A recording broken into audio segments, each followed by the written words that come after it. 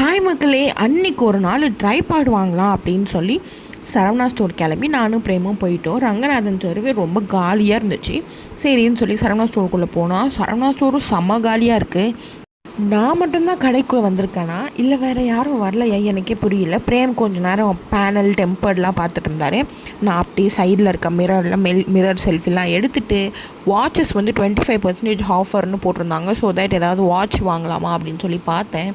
நல்ல க்யூட்டாகவே female collection actually எனக்கு ரொம்ப பிடிச்சிருந்தது. ஜென்ஸு தான் எனக்கு ஒன்றும் தெரியல, பட் லேடிஸ் கலெக்ஷன் க்யூட்டாக ரொம்ப நியூ மாடல்ஸ் எல்லாமே வச்சுருந்தாங்க.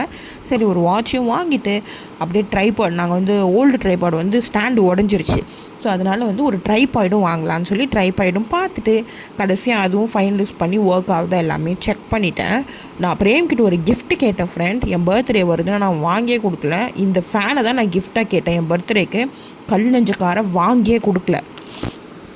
யாருக்கெல்லாம் இந்த மாதிரி சூப்பர் மார்க்கெட் சரவணா ஸ்டோர் போகும்போது இந்த பெரிய ஃபேன் மாதிரி நிற்க பிடிக்கும்னு கமெண்ட் பண்ணுங்கள். அண்ட் இதை வாங்கலான்னு சொல்லி தொட்டு பார்த்து கழுத்தை உடச்சி போட்டு வந்துட்டேன், யாருக்கும் தெரியாமல் திட்டுத்தனமா. அப்புறம் குடும்ப பொண்ணா எப்பவும் போல் நம்ம கொஞ்சம் ப்ரொவிஷன் வாங்கணும் இல்லையா? ஸோ தட் நான் போய் கொஞ்சம் ப்ரொவிஷன் வாங்கிட்டு இருக்கேன். சீரியஸாக ப்ரிங்கிள்ஸ் 3 பாட்டில் எடுத்துகிட்டு வரான் அவனை பாருங்கள்.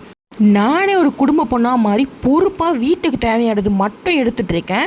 இவனை பார்த்தீங்களா, அவனுக்கு தேவையான ப்ரிங்கிள்ஸ், கடலை மிட்டாய், பர்ஃபி அது இதுன்னு சொல்லி வாரி போட்டிருந்தான். பட் அதெல்லாம் நான் வந்து டிஸ்குவாலிஃபை பண்ணிட்டு வீட்டுக்கு தேவையானது மட்டும்தான் பில் போடுவேன். பில் போடும்போது என் மூஞ்சி எவ்வளோ சீரியஸாக இருக்குன்னு பார்த்தீங்களா, அவ்வளோ பொறுப்பு.